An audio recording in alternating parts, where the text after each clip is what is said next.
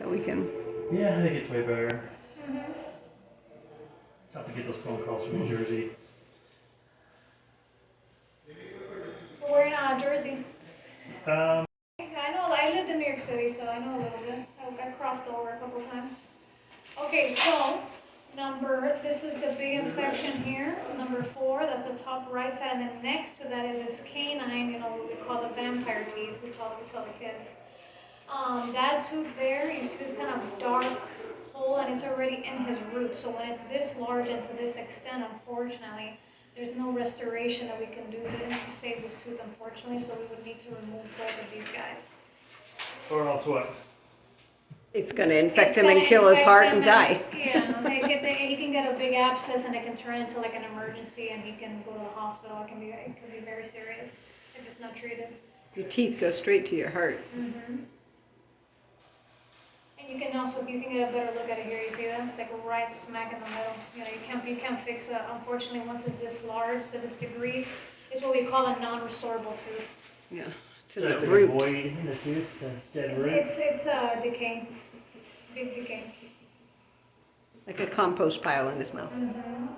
And then I diagnosed also his front teeth, 2 teeth. He has a lot of, it looks like he had a lot of wear. It could have been from grinding or something. Yeah. I can fix it with a filling. I kind of just clean that area up. Put like a composite cap. A composite so it doesn't look so kind of jaggedy there, and give them more Is support. that top or bottom? The top. The top. It's right here. Top front teeth. And then, so these were better here. And then his bridge. So he has a bridge on the lower left side. You see this kind of darkness here? That's kind of the same thing. So he has an infection. It looks like it may have been because this bridge broke over time. Bridges like this, when they're especially older ones, they do tend to fail over time, unfortunately. And then it looks like this was open here for a long time, and this is where the fluid started getting stuck, and bacteria started getting in there and created this infection.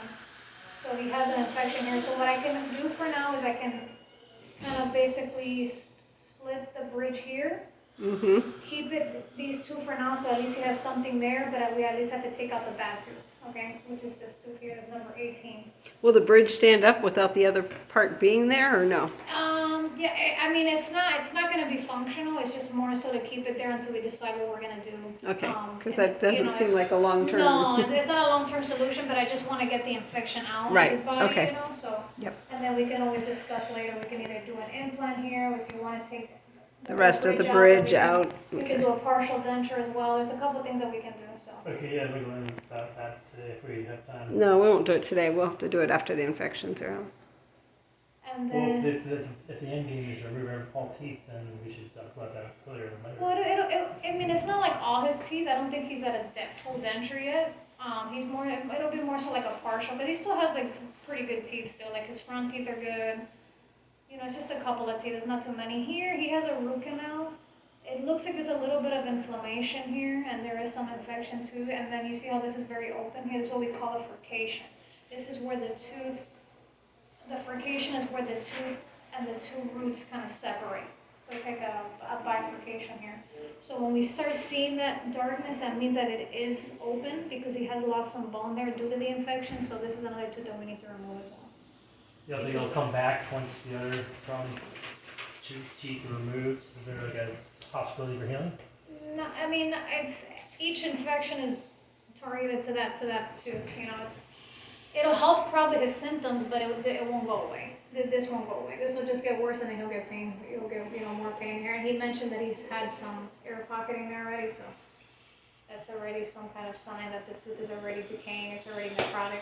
Especially with his heart issues, we don't want to mess with infection in his mouth. I'll be honest with you, we're a holistic practice. We don't like root canal, especially for patients that have heart disease or any heart problem.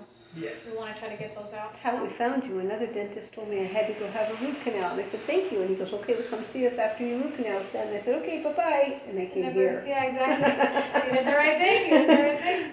I said, do you guys do root canals? They said, no. I said, will you take out amalgam? They said, yes. Okay, so we're on the right track. And then he does, so yeah, for extraction, it's going to be 1, 2, 3, 4 teeth, okay? It's these 2 up here, the canine and the premolar. The molar down here and the other molar down here. Okay, so it's 4 Yep. teeth in total, and then he does have mercury fillings as well. Ideally, we can remove those as well, so he doesn't have any mercury in his mouth either. We'll probably wait for that part. Okay, yeah, so what I would, this is how I would phase it. I would do first, let's get all the infection out, the really bad teeth out first, then do the mercury fillings, and then after that, we can make him a partial denture to kind of stabilize his body, make sure that he can function properly, he can eat and chew his food. The good news is he'll be able to chew because he still has a lot of his molars. Luckily, he even has he has one of his wisdom teeth on the right side, so he still has some kind of functionality, but it won't be as probably as good. So we definitely want to use that denture, that partial. So Okay. the partial dentures that we do here, I'm going to show you. It really helps a lot of patients just be able to chew, and it is a good remedy for patients that are partially edentulous. Like, Kathy J had partial dentures. so we do what we call flexible partial. They look like this, okay? So there's no metal in them. We don't like these. You see all these have metal. We use something more like this. Okay.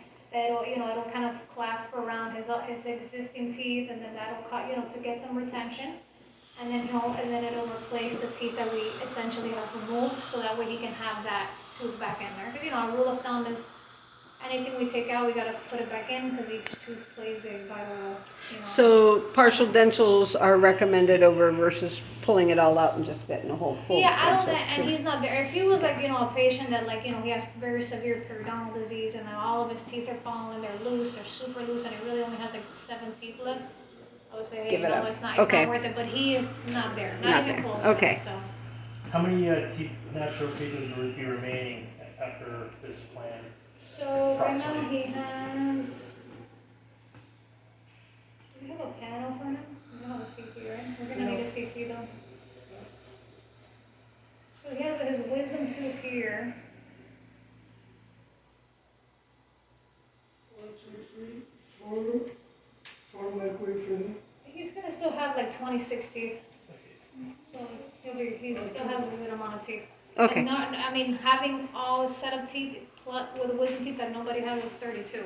Okay. 26, or we're good. Yeah, More than you're good. still doing His good. wisdom teeth out? He looks like he only kept this one. He's like They me. removed He the other one. has Okay. one that grew in. I have one They that's probably just never nothing. removed it because maybe it was fine. Yeah, he does have a big